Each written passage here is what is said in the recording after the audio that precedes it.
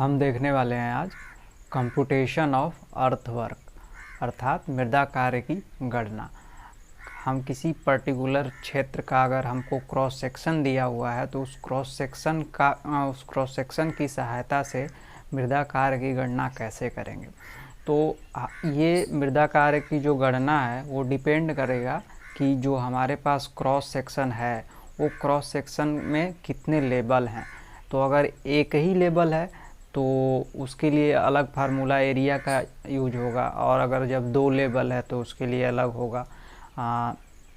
3 label जब रहेगा तो उसके लिए अलग फार्मूला यूज होगा। अगर हमारा जो क्रॉस सेक्शन है आधा कटिंग में है आधा फिलिंग में है तो उसके लिए अलग यूज होगा हमारा फार्मूला। तो हम यहाँ पे डिप्लोमा के लेवल के अनुसार जब देखेंगे तो डिप्लोमा के लेवल के अनुसार तक केवल जब भूमि का तल केवल एक ही लेवल तक हो उतना पढ़ना पर्याप्त है। कटिंग और फिलिंग, और फिर जब ग्राउंड का जो लेवल है वो अगर 2 लेवल पे है 3 लेवल पे है वो बीटेक के कोर्स के लिए सही है। चूँकि तो हम यहाँ पे जो देखेंगे वो बस एक ही पहला वाला कंडीशन देखेंगे कि जब हमारा क्रॉस सेक्शन जो है उसमें लेबल जो है वो एक ही लेबल में हो। तो उसके लिए हमको क्या कैलकुलेशन करना पड़ेगा, कैसे हम सेम लेवल में कैसे वॉल्यूम को कैलकुलेट करेंगे, कितना हमारा अर्थवर्क आ रहा है, उसको हम यहाँ पर देखेंगे।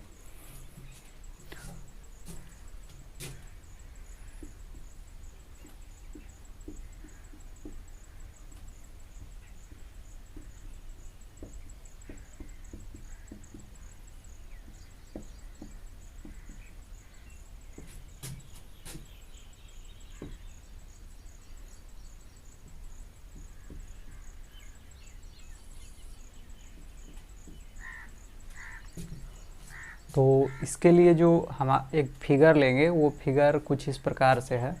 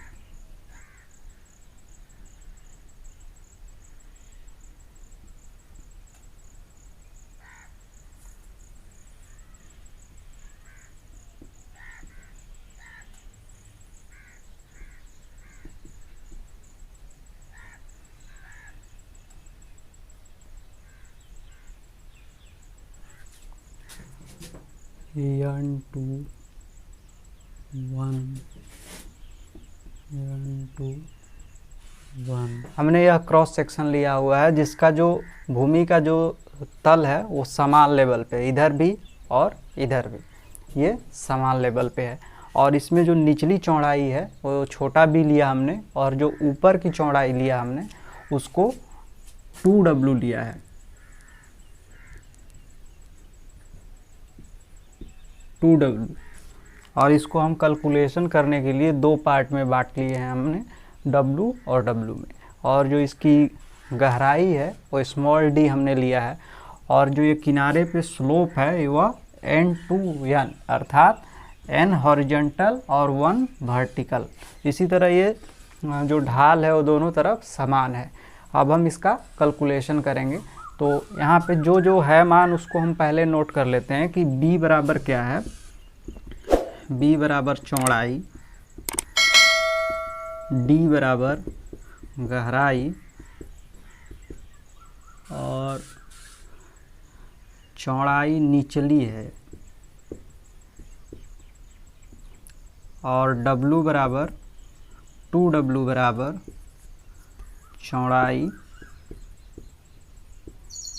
ऊपरी तल की। तो ये ऊपरी तल की चौड़ाई हो। अब इसके बाद जो ढाल है वो ढाल है N क्षैतिज तथा 1 ऊर्ध्वाधर।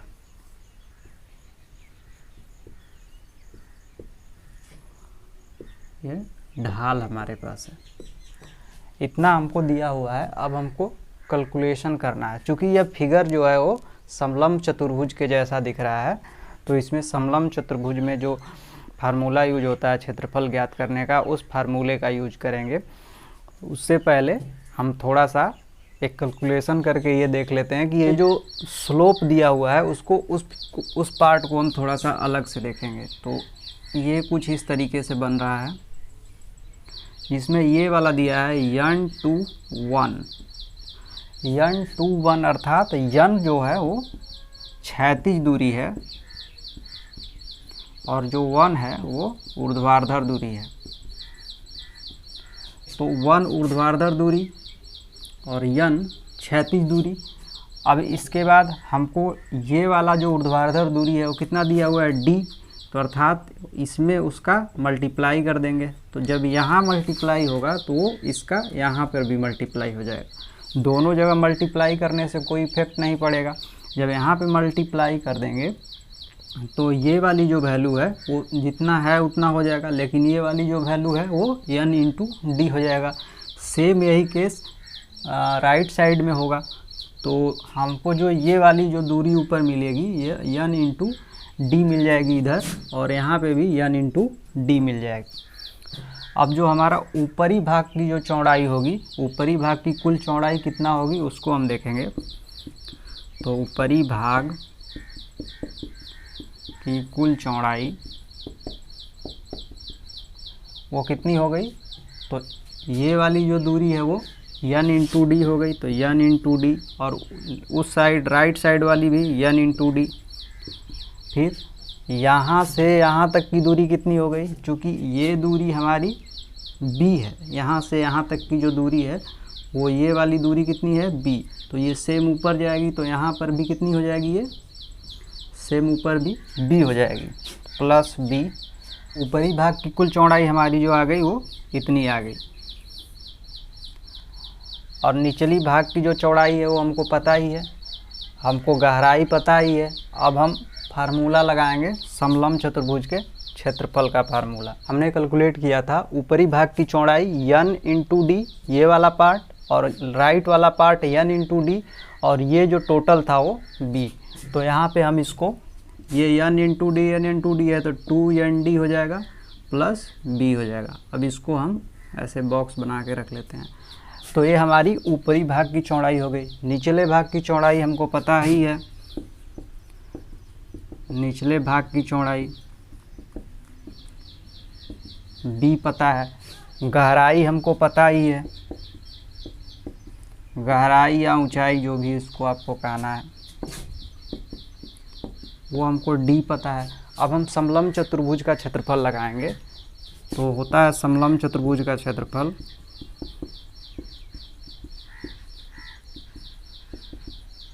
एक बटा 2 इंटू समांतर भुजाओं का जोड़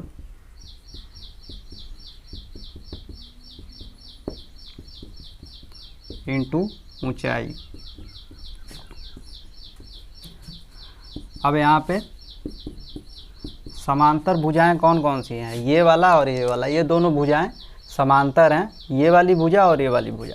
अर्थात ऊपरी भाग और निचली भाग की जो चौड़ाई लिखे हैं हम, इन दोनों का जोड़ हो जाएगा। तो ये क्या होगा, 2nd प्लस b प्लस ये वाला हो गया, अब ये b इंटू ऊंचाई हमको या गहराई कितना दिया हुआ है d।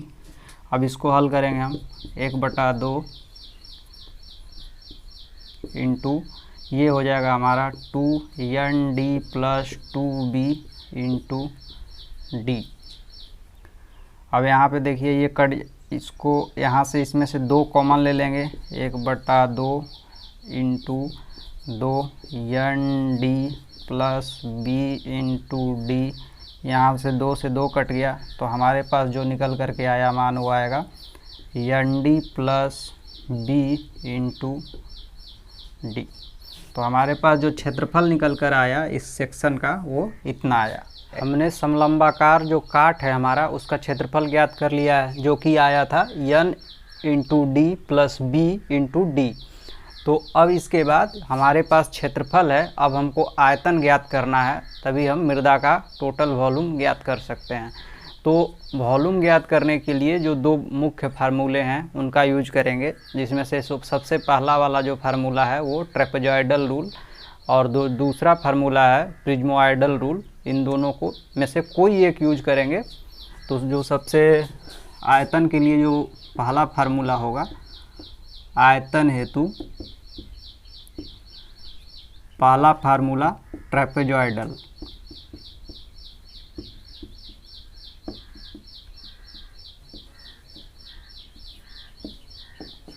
ट्रेपेजॉइडल फार्मूला जो कहता है कि वॉल्यूम बराबर एच इंटू फर्स्ट और लास्ट, दोनों जो हमारे पास एरिया रहेंगे उनका औसत कर लेंगे। फर्स्ट लास्ट का औसत प्लस उसके बाद जो बाकी वैल्यू बची लास्ट से एक पहले वाले वैल्यू तक को जोड़ देंगे, A2 A3 AN-1। ये हमारा फार्मूला हो जाता है। और जो दूसरा फार्मूला होता है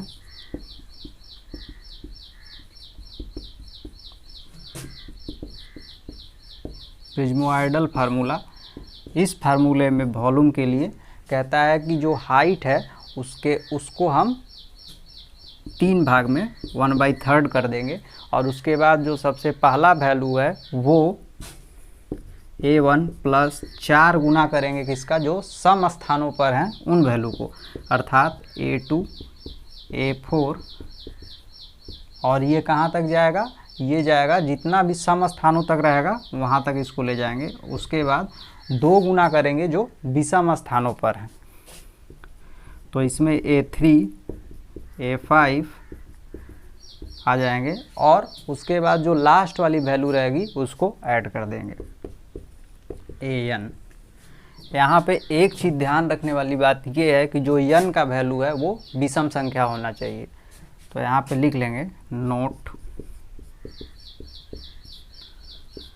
जहाँ n बराबर विषम संख्या।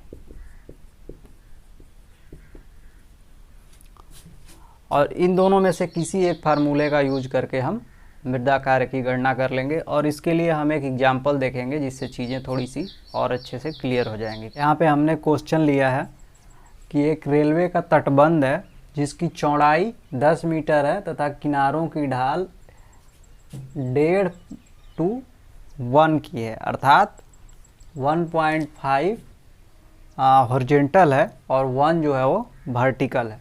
अगर भूमि का तल अनुप्रस्थ दिशा में मध्य रेखा के अनुरूप समान तल में, अगर उसकी लंबाई जो टोटल लंबाई है वो 120 मीटर है, तो 20 मीटर के अंतराल पर मृदा कार्य की गणना करनी है हमको। अर्थात मृदा कार्य की गणना करनी है, अर्थात हमको वॉल्यूम निकालना है। और माध्य ऊंचाई जो दिया हुआ है वो ये कंडीशन है, हमारे पास 4-5 कंडीशंस हैं जिनमें हमको निकालना है।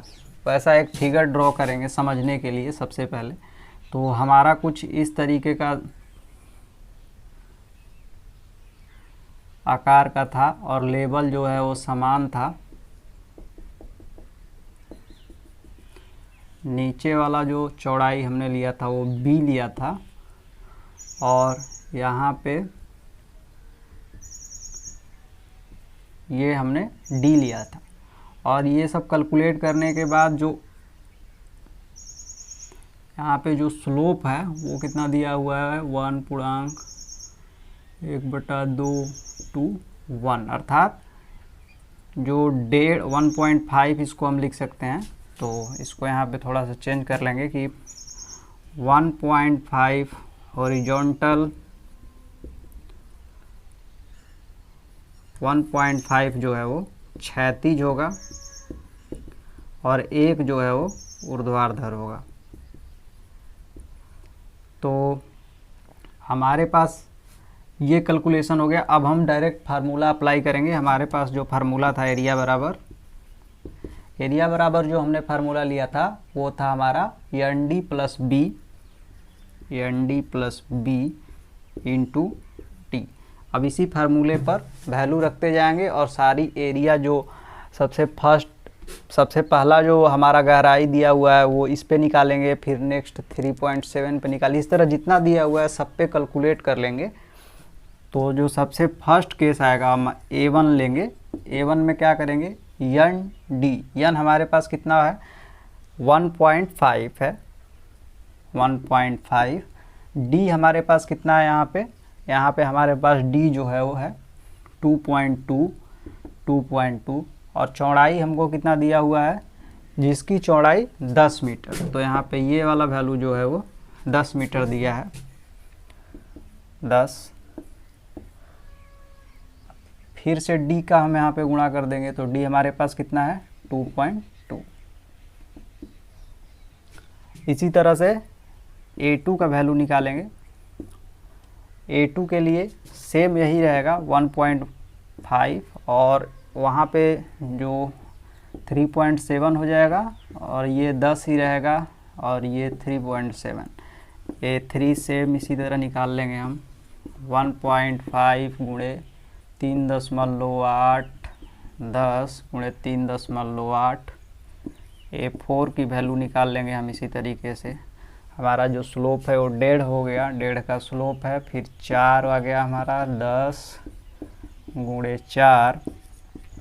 A5 हमारे पास 3.8 का है तो फिर से 3.8, 10 हमारी चौड़ाई हो गई 3.8।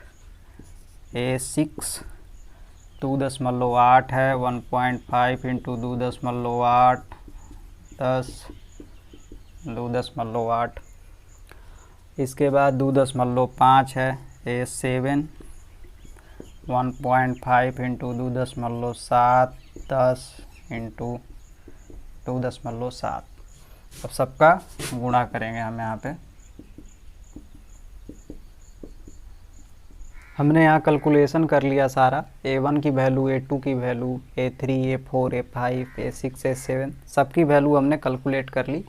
अब इसके बाद हम आयतन कैसे निकालेंगे उसको हम थोड़ा सा समझेंगे। क्वेश्चन में दिया हुआ लगभग हमने सब चीज़ समझ लिया, लेकिन जो यहाँ पे 120 मीटर की लंबाई में 20-20 मीटर के अंतराल पर हमको मृदा कार्य की गणना करने के लिए दिया हुआ है, आखिर ये 120 मीटर लंबाई का हम कहाँ यूज करेंगे इसको थोड़ा सा समझते हैं। तो हम मान लेते हैं कि हमारा जो तटबंध है वो टोटल 120 मीटर लंबा है। तो इसमें जो हम लेंगे 20 मीटर, यहाँ से 20 मीटर, फिर यहाँ से 20 मीटर लेंगे इस वाले पॉइंट से, 2 3 20 metre, 4 20 metre, 20 metre, 20 metre, 20-20 metre करके हमारे पास 1 2 3 4 5 6 भाग में ये बट गया। अब जो यहाँ पे सबसे पहला वाला जो सेक्शन दिखेगा, ऐसे पूरा जो हमारा तटबंध रेलवे का बना हुआ है ऐसे लंबाई की दिशा में, और जो इधर से हम सामने से देखेंगे तो हमको उसका क्रॉस सेक्शन कुछ इस शेप का दिखेगा। तो जो इस शेप का दिखेगा तो यहाँ पे, यहाँ वाले शेप पे ऐसा दिख रहा है, और यहाँ पे जो ये ऊंचाई दिया हुआ है वो हमको 2.2 दिया हुआ है। तो यहाँ पे जो हाइट है 2.2 मीटर हाइट। फिर नेक्स्ट यहाँ पे जो हाइट दिया हुआ है 3.7 मीटर हाइट दिया हुआ है। उसी तरीके से यहाँ पे हाइट जो दिया हुआ है 3.8 मीटर हाइट दिया हुआ है। हर एक यहाँ पे 4 मीटर हाइट दिया हुआ है। उसके आगे 3.8 फिर हाइट दिया हुआ है। उसके आगे 2.8 हाइट दिया हुआ है। उसके बाद 2.5 मीटर हाइट दिया हुआ है। तो हर एक काट पे यहाँ पे हमको इस तरह का एक सेक्शन एज्यूम करते हुए एरिया हमने ये निकाला है। जो A1 एरिया निकला वो यहाँ फर्स्ट वाले पॉइंट पे हमने एरिया निकाला, और इसका शेप इस तरह से था जहाँ पे हमको जो गहराई थी वो 2.2 थी। फिर दूसरे वाले पॉइंट पर जब हम आए तो वहाँ पे 3.7 हो गई। सेम यही फिगर रहा, लेकिन जो हाइट है वहाँ पे 3.7, उसके बाद 3.8, 4, 3.8, 2.8, अगला हाइट है 2.5 है। यहाँ पे गलत लिखा गया हमसे, 2.5 दिया हुआ है। तो इसके बाद इस तरीके से हर एक पॉइंट पे हमने सेक्शन का ऐसा सेक्शन को अज्यूम करते हुए एरिया यहाँ पे कैलकुलेट कर लिया। अब एरिया कैलकुलेट करने के बाद हम वॉल्यूम निकालेंगे, जो ट्रेपेजॉइडल और प्रिज्मोइडल फार्मूला जो होता है वो दोनों में से कोई एक फार्मूला का यूज करते हुए हम टोटल जो वॉल्यूम है वो कैलकुलेट कर लेंगे। तो वॉल्यूम बराबर वॉल्यूम के लिए फर्स्ट मेथड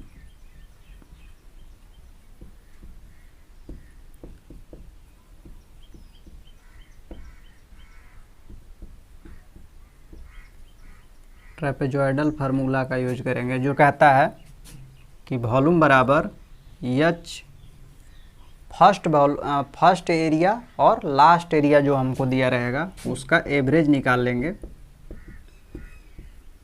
उसके बाद जो बाकी एरिया हैं A2, A3, ये कहाँ तक जाएंगे, लास्ट से एक वाला पहले तक। तो अब हम इसको अप्लाई करेंगे। यहाँ पे जो हमारे पास हाइट है वो हमारी हाइट कितनी हो जाएगी, 20-20 मीटर के अंतराल पर है, तो वो 20 ले लेंगे हम यहाँ पे। और जो सबसे फर्स्ट वाला मान है वो है कितना, वो 29.26, और AN लास्ट वाला जो मान है हमारा वो 34.37 है, 34.37, दोनों का एवरेज कर देंगे। और उसके बाद A2 ये वैल्यू हो गया, ये वैल्यू हो गया। अब बाकी ये जो वैल्यू है उन सबको जोड़ देंगे, अर्थात 57.54 प्लस 59.66 प्लस 64 प्लस 59.66, 39.76। अब इसका हम कैलकुलेशन कर देंगे तो हमको जो है वो वॉल्यूम निकल करके आ जाएगा। इसको हमें एक ही बार कैलकुलेट करके लिख दे रहे हैं। कैलकुलेशन करने के बाद जो हमारा वॉल्यूम आया ट्रेपेजॉइडल मेथड के द्वारा, वो वॉल्यूम इतना आया। अब हम दूसरा मेथड जो है प्रिज्मोइडल मेथड, उसके द्वारा फिर वॉल्यूम कैलकुलेट करेंगे और देखेंगे कि हमारी जो वैल्यू आ रही है वो कितनी आ रही है। प्रिज्मोइडल फार्मूला कहता है कि वॉल्यूम बराबर पहले जो भी हमारे पास दिया हुआ है हाइट, उसका क्या करेंगे हम 1/3 कर देंगे, तो h/3 सबसे फर्स्ट वाला वैल्यू प्लस 4 गुना वैल्यू कितना लेंगे, सम स्थानों वाला वैल्यू, प्लस 2 गुना कितना किस विषम स्थानों वाले का लेंगे, अर्थात A3, A5। फिर जो लास्ट वाला वैल्यू रहेगा उसको लेंगे। हमारे पास जो h का मान है वो 20 मीटर का अंतराल है, तो 20/3 हो गया। फर्स्ट जो एरिया है, फर्स्ट एरिया हमारे पास कितना आया है, A1 हो गया हमारा 29.26, 4 गुना करेंगे, ए हमारा हो गया A2 सम स्थान वाला एक वैल्यू ए है, 4 नंबर पे सम स्थान, 6 नंबर पे सम स्थान, तो ये तीनों का सम करेंगे 57.54 प्लस 64 प्लस 39 प्लस 76, फिर 2 गुना करेंगे विषम स्थानों का, 5 59.66 प्लस 59.66 प्लस ये वाली वैल्यू नहीं करेंगे, और लास्ट में AN हमारा जो हो गया वो ये हो गया प्लस 34.37। अब इसको हम कैलकुलेट कर देंगे। कैलकुलेट किया तो हमारा इतना आया। हमने जब फर्स्ट मेथड से वॉल्यूम कैलकुलेट किया था तो उसका मान आया था